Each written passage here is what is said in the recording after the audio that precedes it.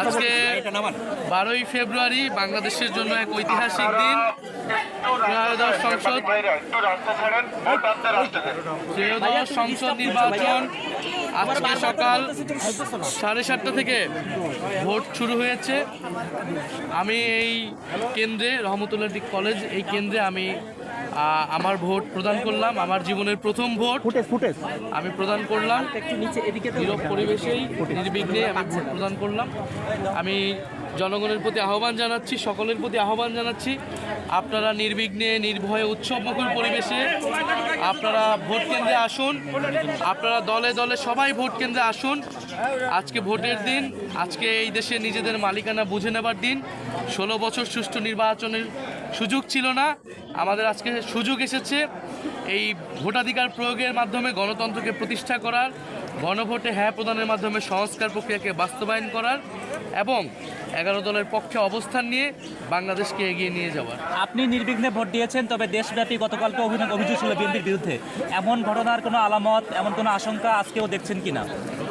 আমরা গতকাল রাতে কয়েকটি জায়গায় এই ধরনের ঘটনার, অনাকাঙ্ক্ষিত ঘটনার কথা শুনতে পেয়েছি। রাতে আমাদের দল থেকে প্রেস ব্রিফিং করা হয়েছে, আমরাও সোশ্যাল মিডিয়া এই বিষয়ে কথা বলেছি। আমাদের বিভিন্ন প্রার্থীর সমর্থক তাদের উপরে হামলা করা হয়েছে। কুড়িগ্রামে আপনারা দেখেছেন আতিক মুজাহিদ, নোয়াখালীতে হান্নান মাসুদ, হাতিয়াতে, এছাড়াও এরকম কয়েকটি জায়গাতে, আর হাসনাত আবদুল্লার এলাকায় কুমিল্লা 4 দেবিদ্বারে, সেখানে কিন্তু ক্রমাগত কয়েকদিন ধরে একটা ভীত সন্ত্রস্ত পরিবেশ তৈরি করে রাখা হয়েছে।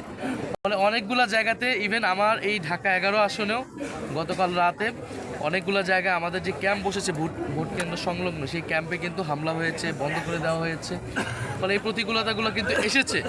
আমরা এই প্রতিকূলতাকে বেশি ফোকাস করছি না, আমরা ভোটে আসার জন্য আহ্বান করতেছি। কারণ আমরা চাই না এই ভোটের দিন কোনো ধরনের অনাকাঙ্ক্ষিত ঘটনা ঘটুক। আমরা চাই মানুষ ভোট কেন্দ্রে নির্বিঘ্নে আসুক। যারা এগুলো করতেছে, আমরা মনে করি মানুষ ব্যালটে তাদের বিরুদ্ধে রায় দিবে, ব্যালটেই মানুষের জনরায় প্রতিফলিত হবে। এবং প্রশাসনের প্রতি, সেনাবাহিনীর প্রতি, মিডিয়ার প্রতি আমাদের করজোর অনুরোধ থাকবে, আহ্বান থাকবে। আমাদের এত আন্দোলন, সংগ্রাম, আত্মত্যাগ সব কিছু ব্যর্থ হয়ে যাবে যদি ভোট সুষ্ঠু না হয়। তা আমরা আশা করব তারা নিরপেক্ষ আচরণ করবে। তারা প্রশাসন যদি নিরপেক্ষ আচরণ করে, তাহলে এই ধরনের যারা গায়ের জোর দেখানোর চেষ্টা করছে তারা আসলে সফল হবে। ভোট সুষ্ঠু হলে এনসিপি কয়টি আসনে জিততে পারে? 11 দলীয় জোট কয়টি আসনে জিততে পারে? 11 দলীয় জোট সরকার গঠনের লক্ষ্যে গঠিত হয়েছে। আমরা মনে করছি আমরা সরকার গঠনের দ্বারপ্রান্তে রয়েছি। ফলে সেই লক্ষ্য, সেই আত্মবিশ্বাস নিয়ে আমরা কাজ করছি। ইনশাআল্লাহ যদি ভোট সুষ্ঠু হয়, জনগণ নির্বিঘ্নে ভোট দিতে আসে, ব্যাপকভাবে উপস্থিতি নিশ্চিত করাটাই আমাদের এই মুহূর্তে প্রধান লক্ষ্য। সাধারণ মানুষ যাতে ব্যাপকভাবে ভোট কেন্দ্রে উপস্থিতি দেয় এবং আমরা ভোট কেন্দ্র পাহারা দিব। ফলাফল না নেওয়া পর্যন্ত আমরা ভোট কেন্দ্রের সামনে থাকবো, মাঠে থাকবো।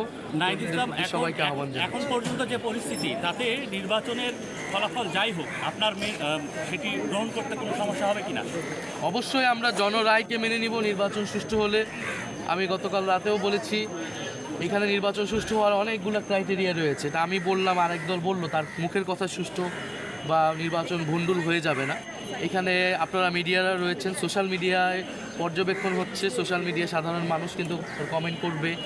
প্রচুর বিদেশি পর্যবেক্ষকরা এবার কিন্তু এসেছে ব্যাপকভাবে, প্রচুর আন্তর্জাতিক মিডিয়া রয়েছে। সার্বিকভাবে আমরা কিন্তু বুঝতে পারবো ভোট আসলে কতটুকু সুষ্ঠু হচ্ছে, কতটুকু হচ্ছে না। এবং সেটার ভিত্তিতেই ইনশাল্লাহ আমরা জনরায় যেটাই হবে সেটাকে আমরা মেনে নিব। আমরা জয়ের ব্যাপারে আত্মবিশ্বাসী, তবে পরাজয়ের থেকে গুরুত্বপূর্ণ হচ্ছে আমাদের কাছে সুষ্ঠু নির্বাচন, জনগণ যাতে তাদের ভোটাধিকার প্রয়োগ করতে পারে, এটাই আমরা নিশ্চিত করতে চাই আজকের দিন। ঠিক আছে, থ্যাংক ইউ।